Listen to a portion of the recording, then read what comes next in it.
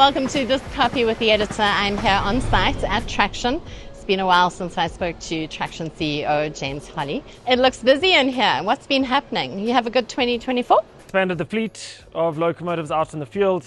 We've now got 50 locomotives out of the fleet of about 60. The balancer, of course, is the end of our internal rebuild program. We've managed to fill the Roslyn workshops and our capacity is full until about August. So we do have a couple of slots for third-party rebuilds in the second half of the year, but not more than sort of 2 or 3, which we're talking to customers about at the moment. Bearing in mind we have the capacity to work on about 12 locomotives at a time. We're quite happy with that. Also out of Roslyn, our part sales business grew, our component rebuild business continued to grow. Our presence grew in terms of the number of countries we're in. Took on 10 people into our training school. We graduated 4 people out of the training school, out of the apprentice school. That's Red Seal diesel electric fitters.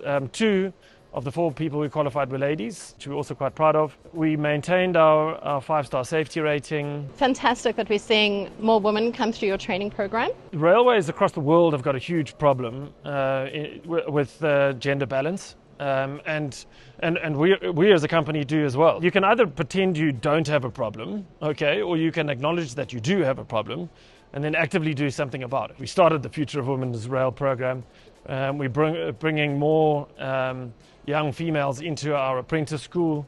And last year we've also launched as a 2025 initiative the TraxWagon program, which was a bursary scheme geared towards young women that are going into engineering or technical fields for bursary programs for tertiary education.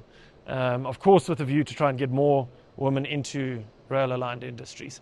Fantastic, and it's such a great initiative. When I drove in, I saw that your parts stores is no longer in a container. Parts stores are done. We are 50% in. The other half of the parts store we're going to be in by the end of April. It's a wonderful facility. And effectively what we're doing is we're taking all of the parts out of the workshop floor. We're taking them into the parts store. The distribution of parts across our active sites has increased with the increasing fleet. The parts sales division is also growing in terms of parts sales, so that's also requiring more and more inventory space. It services that the supply chain team and everything we're doing out in the field, and it's also creating more space for us here. Speaking about Africa and the wins that you've had there, 9 African countries. So we're expanding at the moment into Angola and into Namibia. In fact, the handover of 2 locomotives is actually happening to Namibia literally as we speak. And that's 2 GT22 locomotives, which are really looking amazing. And then we've got 2 locomotives that are also going into Angola. The one was handed over a couple of months ago. It's on its busy with customs formalities to get into Angola. And then the second locomotive will be going up in about July or August. It's busy with a comprehensive rebuild before it goes in. But great to be in those 2 countries. Expansion going forward, the highlights for 2025? The highlights for 2025 are going to be the continual expansion of the fleet. We're looking at options to continue to grow the fleet at the moment. We are also really very well advanced with the development of our business cases for third-party access in South Africa. There's been huge progress. We must acknowledge the huge progress in terms of getting third-party access ready for South Africa. We've been busy with business cases now for about 3.5 years. We signed our first term sheet actually with a customer for about 1.8 million tonnes of rail freight in December. We just feel there are a couple more changes that are needed in the access agreement before we can actually invest into new trains. But you're talking significant investments, many hundreds of millions, billions of rands that need to be invested into new train capacity. We're very serious about doing it, we really want to do it. But we do need the rail access agreement embedded within the network statement to include a couple more protections, service level commitments, some lender protections to go into those agreements. But we are progressing with our fundraising processes, we're progressing with the customer engagements, because we're very confident we're going to get there in the next short while. So just in general for industry, that was a very big push. And I think whilst I may have viewed it as a slow process, we've actually achieved quite a bit in terms of opening it up for third-party private operator access. So what's next on the agenda? What the South African rail system needs and the African rail system needs is investment. We need to see money into the upliftment of track conditions, and we need to see money invested into extra train capacity. And if all of the reforms and all of the way that we've changed the way, or the industry has changed the way that trains operate in Africa doesn't translate to more freight on trains, and you're only going to see that if you see investment into track and into train capacity, then everything's been for nothing. I believe it's very important for us as a private company to respond with investment. But that investment has to be responsible, sustainable investment. We're not going to invest if we don't feel that those terms aren't being met. But we will, as industry, engage honestly and robustly to get the framework right. You know, the advancement into the structure of reform has been exceptional. And I think the structural reform, especially in South Africa, has been done right. So we must give credit where credit is due.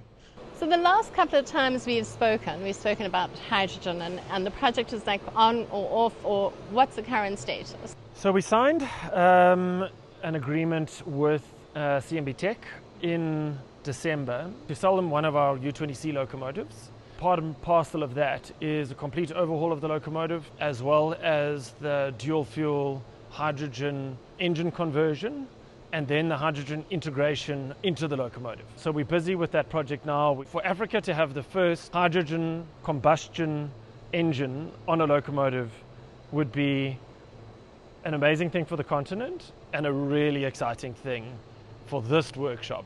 Obviously, it'll be a locomotive then that belongs to CMB Tech, and they are doing all of the R&D on that locomotive, but sure, a really exciting project for us to be a part of. I do think it's sort of future-proofing our business in that we're learning a lot in that process. So just a great sort of feel-good project for the future of where I think railways are heading.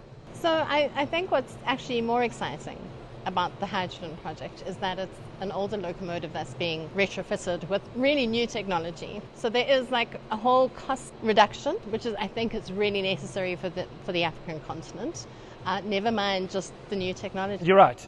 Everything from the alternator and everything downstream is the same U20C locomotive.